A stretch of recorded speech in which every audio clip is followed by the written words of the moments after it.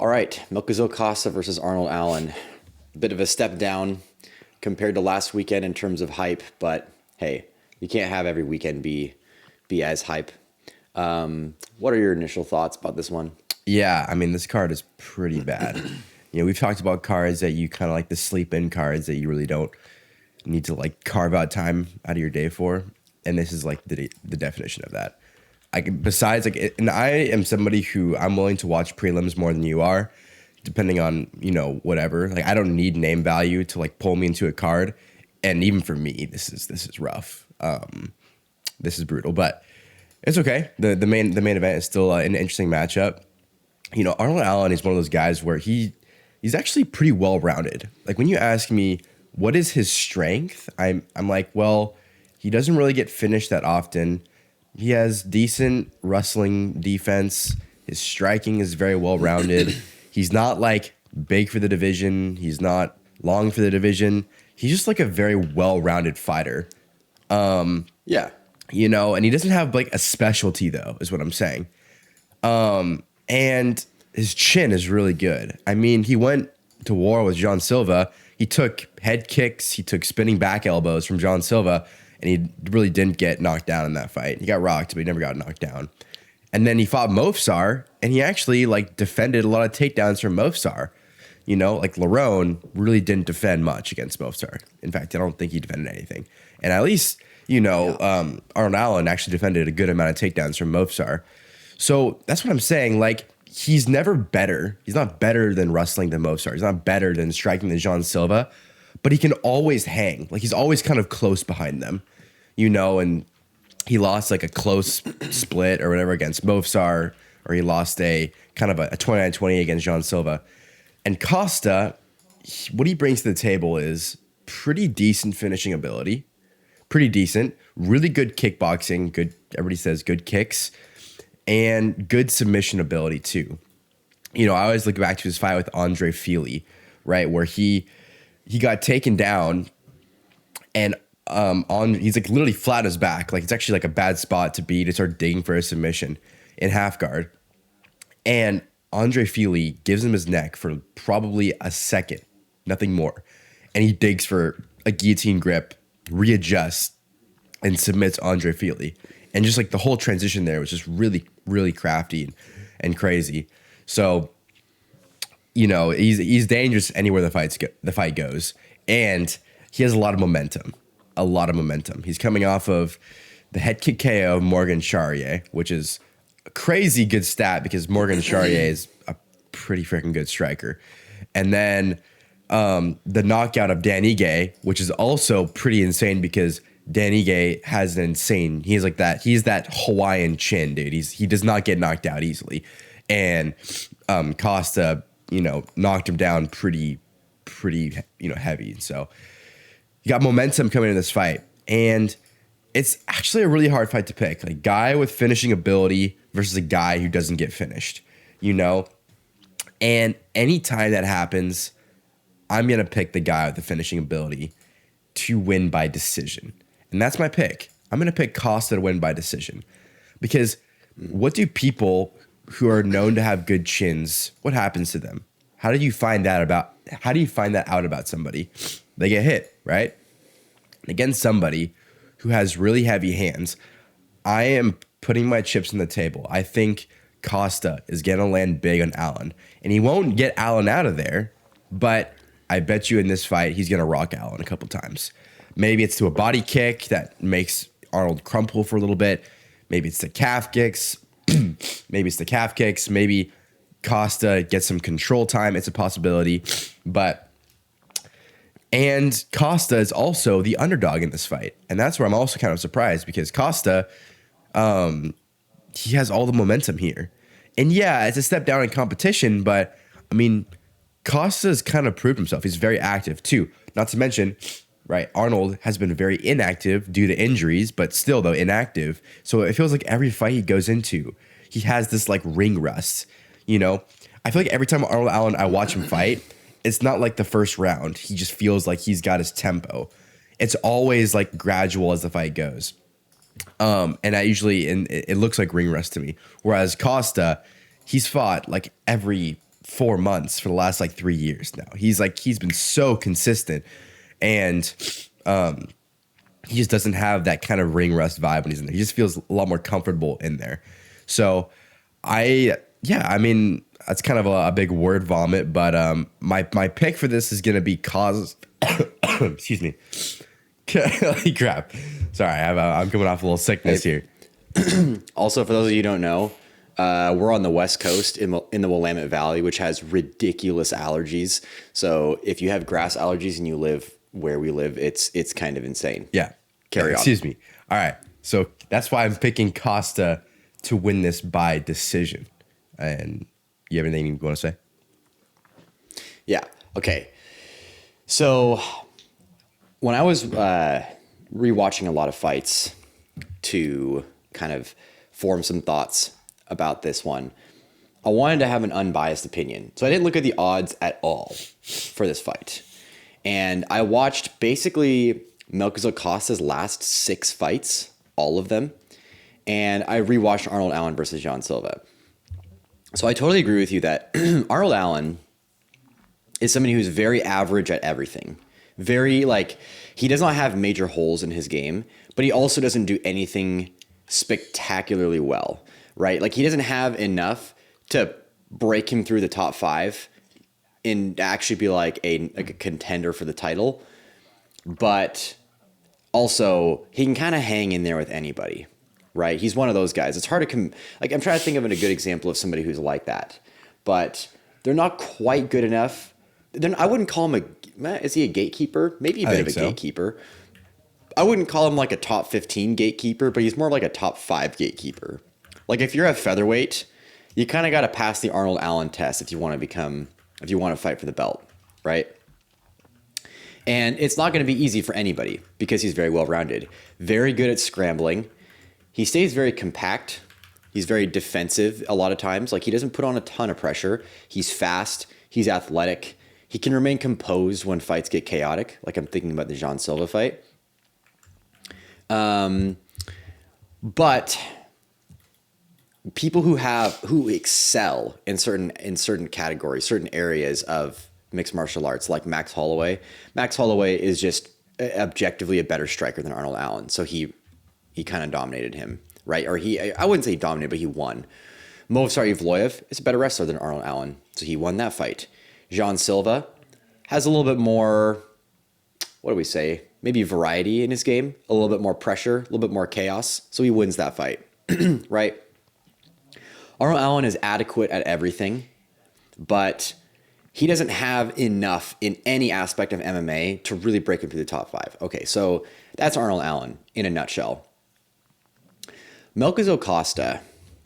Melquizael Costa's best, what he does best is scrambling and submitting. Like, he takes when it comes to grappling, he takes a very BJJ approach to grappling. His takedown defense is really actually not that great. But for whatever reason, every single opponent, maybe not every single opponent, but a lot of the opponents he's faced recently try to enter takedowns and get him to the ground. I don't really understand it because he is outstanding at scrambling, reversing positions, and submitting on the ground, or being dangerous on the ground with submissions. Right? I really do believe that's his bread and butter. I remember when he fought, I'm not even gonna remember his name. It's one of those Chinese fighters who has a crazy last name. Anyways, there was multiple times in that fight where he was taken down, and it was kind of like a crab ride, but not exactly. It was more like an inversion, where basically, imagine he gets taken down, he's on the bottom, and he basically dives his head under his opponent in between his legs and kind of pops out the other end, and then gets his legs all the way through and kind of pushes him away to get to his back, basically. That's like the gist of it. He did that multiple times. His opponent tried to attack a knee bar. He changes the angle so that now his opponent no longer has the angle to attack a knee bar, but can attack an outside heel hook from outside Ashi. Then he passes it over to 50-50. He clearly knows what he's doing, on the ground. I think that's where he's most dangerous.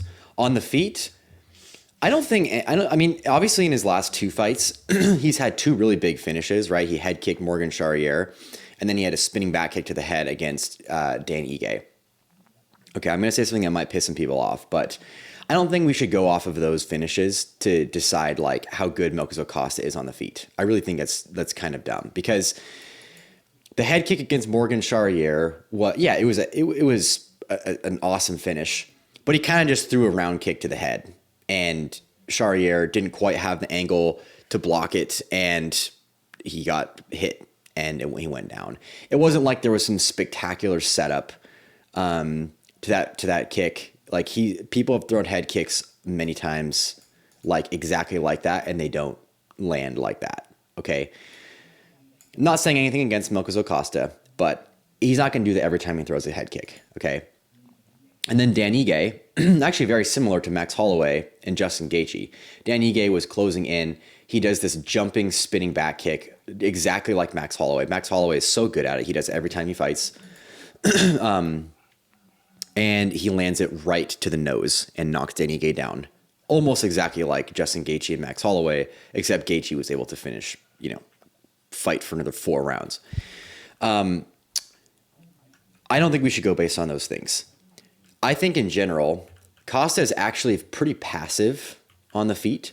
Very rarely is he the one who is pressuring forward, dominating the center, and like he doesn't gain ground and hold ground, right? He's just not. That's not really his. That's not really what his strengths are. Like Oliveira is somebody who can do that so well. Oliveira pretty much is always moving forward a little bit. Very rarely do you see Oliveira fighting off of his back foot. Costa, oftentimes he's fighting off of his back foot. Now he's a southpaw, and Arnold Allen is orthodox. So that means Costa will be throwing his round kick to the body a lot. He'd be throwing head kicks a lot, and he's good at those things. But is it enough to win the fight on the feet? I don't really know, honestly. I think Arnold Allen, if he wants to lose this fight, he should try and wrestle with Costa, because Costa is an outstanding grappler. So good at scrambling, so good at threatening submission, so good at reversing positions on the ground. A lot of his fights, a lot of the past 6 wins he has have been won because his opponents have tried to take him down and grapple with him, and it's just a mistake. If Arnold Allen wants to win this fight, he should keep it on the feet.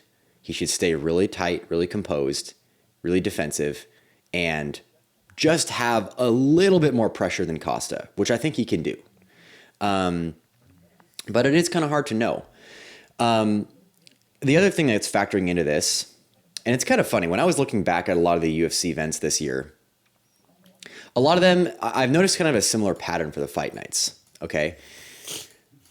We have basically a fight where you have somebody in the top 15 versus a complete, I don't want to say a complete nobody, but somebody who was kind of gifted a match that's against a very much higher ranked opponent. So I think something like Lonnie Kavanaugh versus Brandon Moreno. I mean, yeah, it was short notice, but like ordinarily Lonnie Kavanaugh wouldn't have gotten that fight. Chris Duncan versus Hanato Moicano. Why did that fight even happen? Right? And then we have fights against a vet who's kind of on their way down versus somebody who's on their way up. So imagine Joe Pyfer versus Israel Adesanya, Gilbert Burns versus Mike Malott, okay? We have some fights against top contenders. These are the fight nights that actually matter, the ones that people actually care about. Movsar Evloev versus Lerone Murphy, Carlos Prates versus Jack Della Maddalena, right? These are the fight nights that actually feel like they have some weight, okay? And then there's this other category, and this is the fight. This is where I would put this weekend's fight into, where you have somebody who has a lot of experience. They're in the top 5, but they've kind of had a mixed record of success in recent years. Okay, this is Sean Strickland versus Anthony Hernandez. This is, oh man, there was one recently that I was looking at. Bilal Muhammad versus Bonfim is not, I wouldn't really put it in that category. That's more the, who the hell is this guy versus somebody who has had I would say a mixed record. Yeah. Who was it that fought recently that we were really confused about the odds for? Totally blanking out. Aljo and Zalal. You get the idea. Aljo and Zalal. Yes, that's the one. Right. You have these guys that are on a big win streak, and there's a lot of hype behind them. Right. Anthony Hernandez was on like an 8-fight win streak. Yusuf Zalal was on like a 7-fight win streak. Melquizael Costa is on a 6-fight win streak. Okay. And the person they're fighting is, another one. Mario Bautista versus Vinicius Oliveira. That's the other one I was thinking of. Okay. Vinicius Oliveira was undefeated in the UFC. He fights Mario Bautista, who is solid, but hasn't really has had some ups and downs on his journey to a title shot. Okay. This fight is one of those fights, in my opinion. Okay. Yes. Melquizael Costa has a lot of momentum, and he's on a 6 or 7-fight winning streak.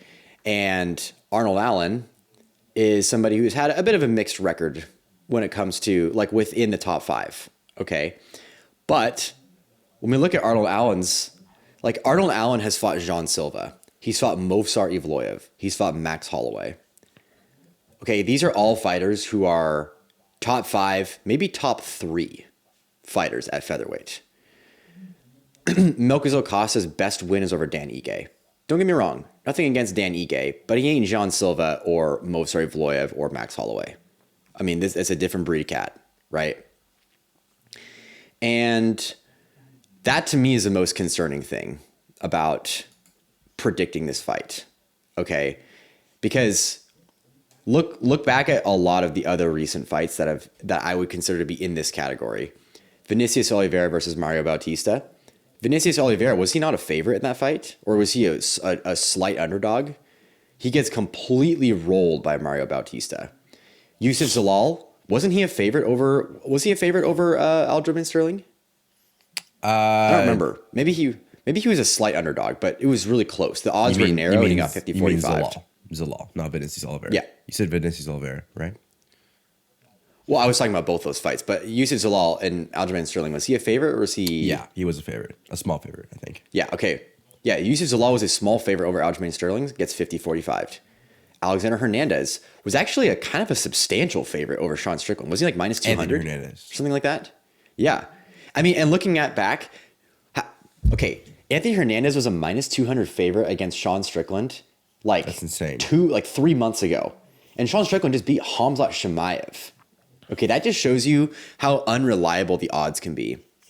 Because Anthony Hernandez was on a big 8-fight win streak. Sean Strickland lost twice to Dricus du Plessis, right? There was a lot of reason to think that, all the momentum is moving in Anthony Hernandez's direction.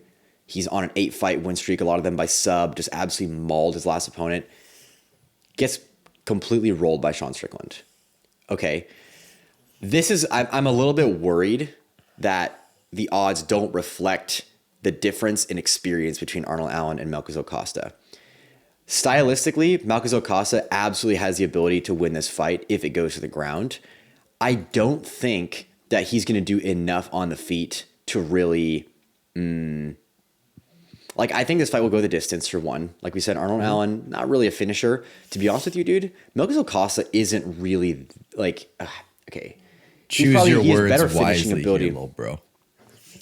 He has better finishing ability than Arnold Allen, but the last 2 finishes he's had, I kind of have a little asterisk next to them because I don't want to say they were a fluke, but you're not going to if you do a jumping spinning back kick off your back foot, you're not always going to hit your opponent's head and knock them out, right? You throw a head kick without any setup, you're not always going to have the perfect angle to land the kick behind his guard every time. It just doesn't work that way.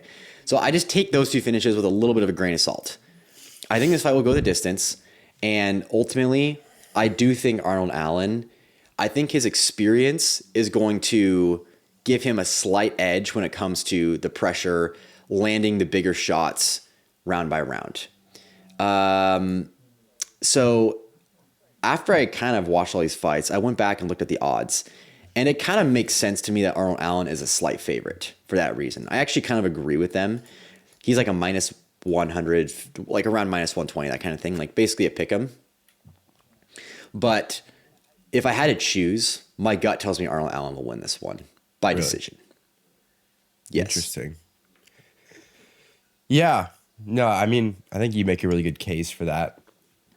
I think we've talked in the past about how you can't like use stats. This is your words, right? Like don't use stats to predict fights. And we're also talking about matchups. Yeah. Got to use matchups. Yeah.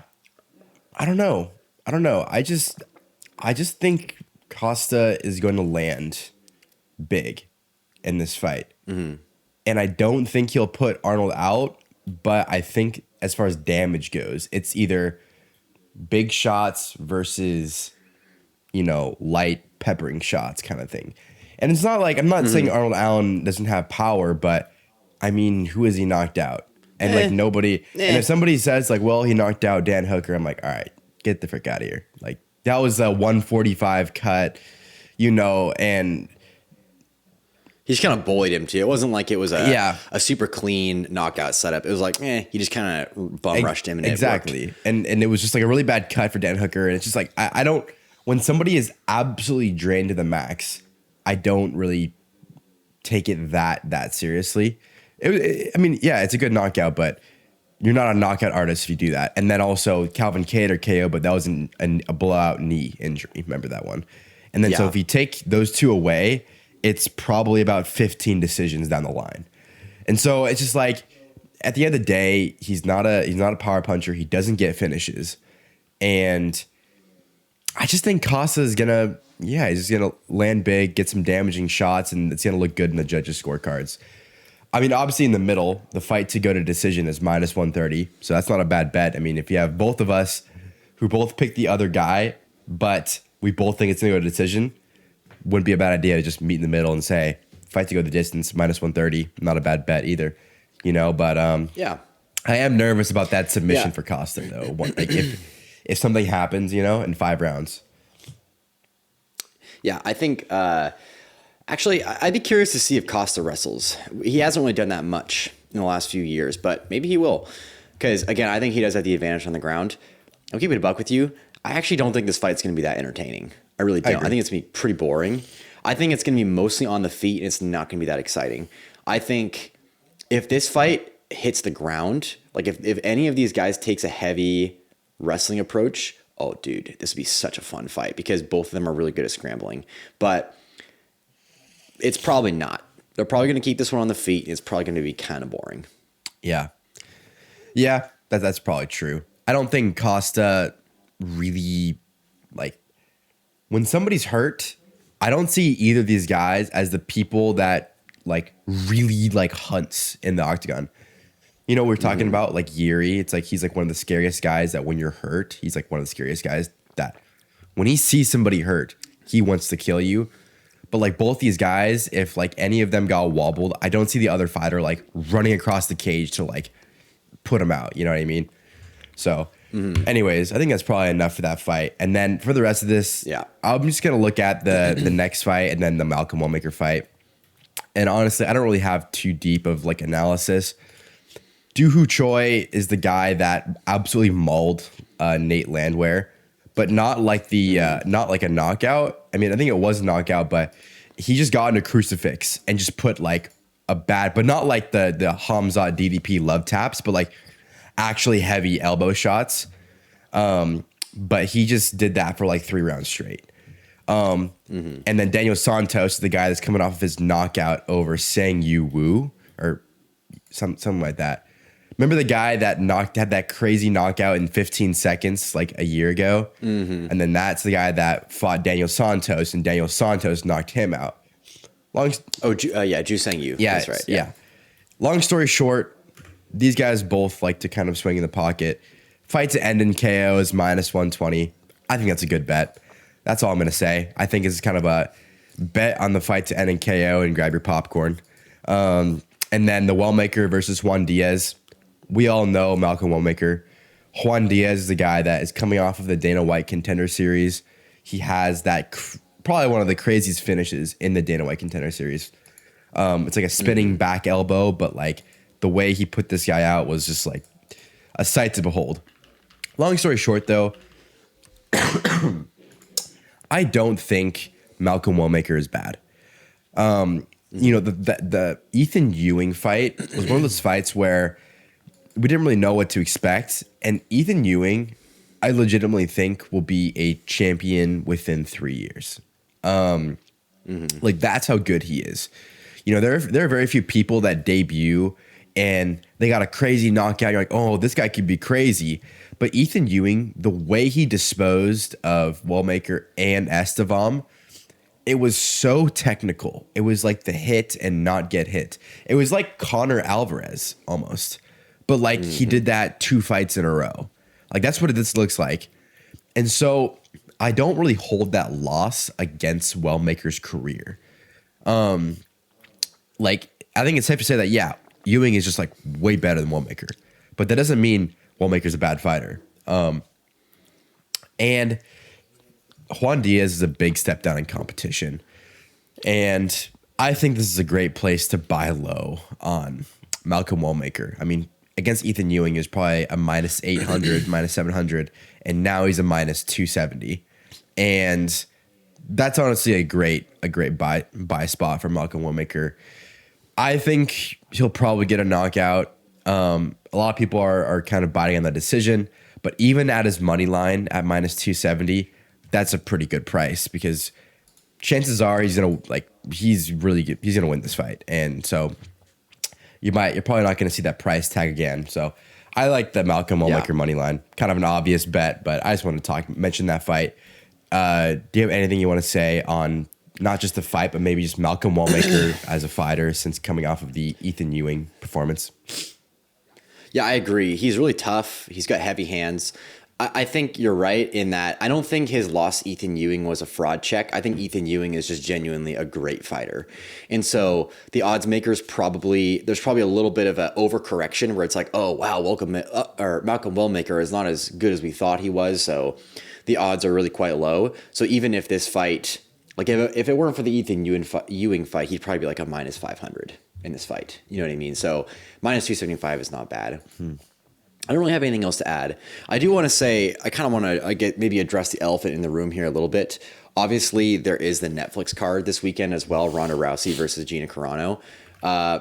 You and I haven't talked about this at all, but we're not really doing any kind of like breakdown analysis for that fight because honestly, it's to me, I see it as more like an exhibition fight, and I don't really care about it. It's 2 retired 40-something-year-old women fighting each other, and I don't know. I don't think it's kind of funny to me when there's sort of like it just feels a little bit like a gimmick. It's almost like there's name value, but name value from like 15 years ago, 20 years ago. And it's like, okay, why do we think this fight is going to be entertaining? This fight may have been entertaining 20 years ago, but Ronda Rousey and Gina Carano I think they're in their 40s. Like, do we really think that this is going to be a good fight? I don't think so. Yeah.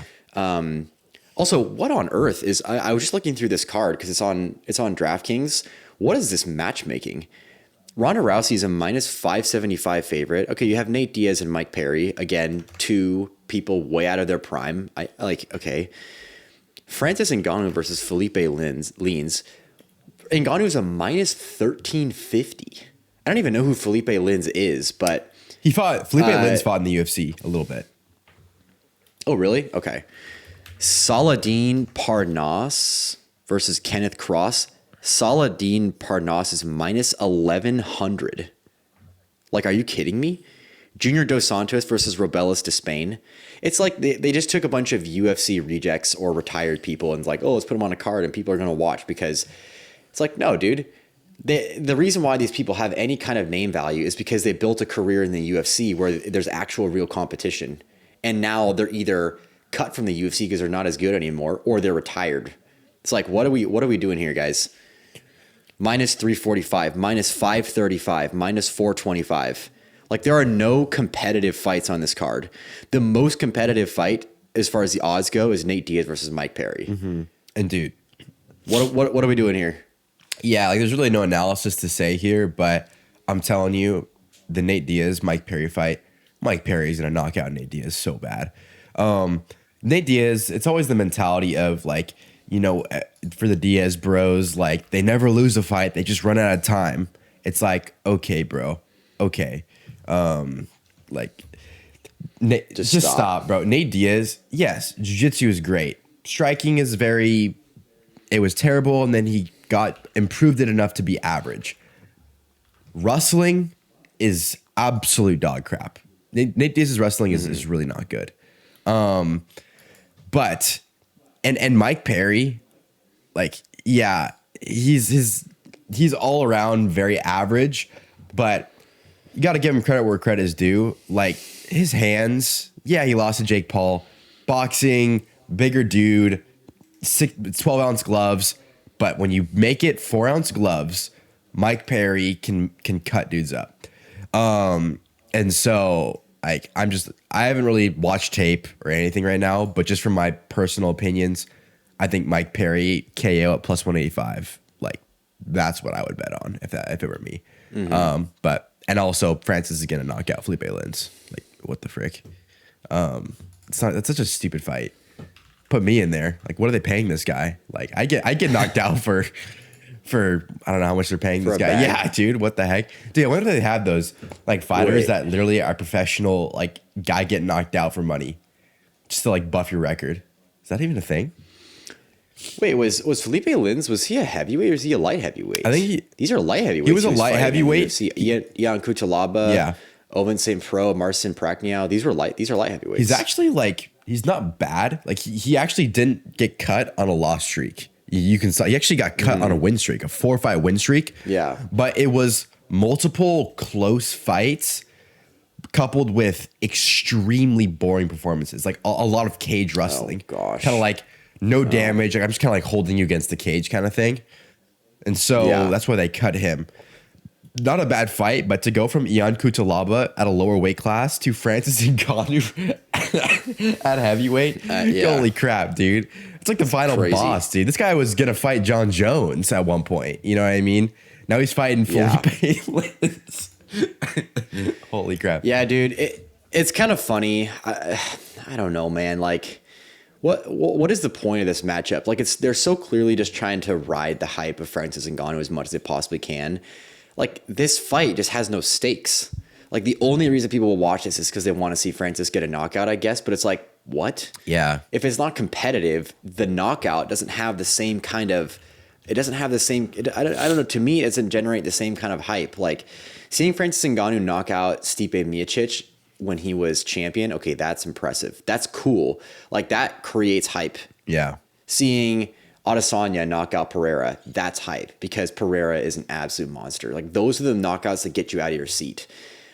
Feeding Francis Ngannou like a super average fighter, like a super average light heavyweight, and being like, oh wow, like this is such a big fight, like super fight. It's like, what are we talking? What are we doing here? Come on, this is stupid. You need to have two big names to make a big fight. You can't have one big name to make a big fight. You know what I mean? Exactly. It's a two-way street. You know, it's like you can't put John Jones against a heavyweight like Steve Asplund and it's a huge fight. It's like, bro, it's like Steve Asplund hasn't really made a name for himself yet. And so you just can't call that a big fight unless there's two people in the mix. Rebellis to Spain's also fighting. A bunch of random fights. I don't really care about this card too much. Ronda did say, she's like, yeah. So dumb. Yeah, she's like, Ronda was like, this is the biggest card of the year and like headlined by the two like greatest women WMMA fighters of all time. I'm like, dude, you're just like annoying. Stop. Like we've had cards like UFC 300 and you're talking about Rousey versus Carano with Felipe Lins and like Kenneth Cross. Like, stop. Like, who are these guys, bro? Yeah. Who is Kenneth Cross? Oh my gosh, dude. What the heck? It's because they have, the funny thing is like, it's the biggest card of the year. It's like, why? Like, what is the name value on this card is riding off the coattails of a UFC career. That's literally of like an ancient, not ancient, but well, in some cases ancient with Gina Carano and Ronda Rousey. But like, we're riding off of we're trying to ride the hype wave of a UFC career from like 10 years ago. That's the hype for any of these fights. Mike Perry and Nate Diaz. Only reason why these guys are popular is because they originated in the UFC and then they had a boxing stint. Ronda Rousey, Gina Carano, UFC career like 20 years ago. Yeah. Dude, the UFC is still going. Like we have Ilia Topuria versus Justin Gaethje coming up in a month. Are you kidding me? I'd take that fight over all of these fights combined. It's just so silly. I'm actually so curious to see what kind of numbers this card generates, because it might generate some viewers just because of the novelty of it. But I'm like, yeah, I feel like people are gonna turn this card on and be like, oh my goodness, novelty viewers really are not as important as actual, like, I want to see these fighters grow viewers. You know what I mean? Like I want to see what these fighters can do versus like, oh yeah, that guy was a big name like 20 years ago. I'll see if he still has it, kind of thing. Viewers are not created equal. And also, like, I'm not dogging on Kenneth Cross. I just think his name's kind of cool, so I pulled him aside to look at his record. He's on the main card. He fought in Bellator one time 3 years ago, got submitted. His last fight was in this regional promotion called Tough in Uff. And the guy he fought, he beat him. The guy he fought was 2-4. Kenneth Cross is fighting on the main card of this, the biggest card of the year. His last opponent was 2-4 in professionally. Yeah, biggest card my ass. So stupid. But if there's any fighting here that I'm actually curious about, it'll probably be the Nate Diaz and Mike Perry, because I have my biases against Nate Diaz, but at the end of the day, I still want to see if he can still swing, you know? But I don't know if we have much more to really talk about this, but that would be a little bit of a vent session on the MVP card. And it's kind of funny. One last thing I was going to say. So I think the UFC actually has like trademarked the octagon. Like no other organization can make an MMA cage in the shape of an octagon. I don't know if you've ever noticed that, but like, for example, PFL, it's like a decagon. Like there's 10 sides to the cage. But before that, Bellator was a circle. One championship does theirs in a boxing ring. So I was kind of curious. So I just looked this up. It's going to be a hexagon, the Rousey versus Carano fight. Six sides, right? Yeah, it's 6 sides. So I don't know. It's just kind of funny. Yeah. It looks like it actually, I mean, in a way, the fact that it's a hexagon, the angles are a little bit tighter in the corners. It might, I don't know. Would that factor in any scenario? Maybe. I don't know. Yeah. Dude, it's funny that they're just going to keep the new organizations that blow up. They're just going to keep getting bigger. Like the octagons, going to have 15 different sides. Going to have like, I don't even know, the gons that keep going up after octagon, but decagons, whatever. Got the dodecagon, the 12-sided octagon. Just make a circle, bro. Just make a circle at this point. Yeah, literally. All right. Well, and the UFC card is not much better, so I don't really have much more I want to go in. So we'll probably just end the pod there, but we'll reconvene when the fights are over.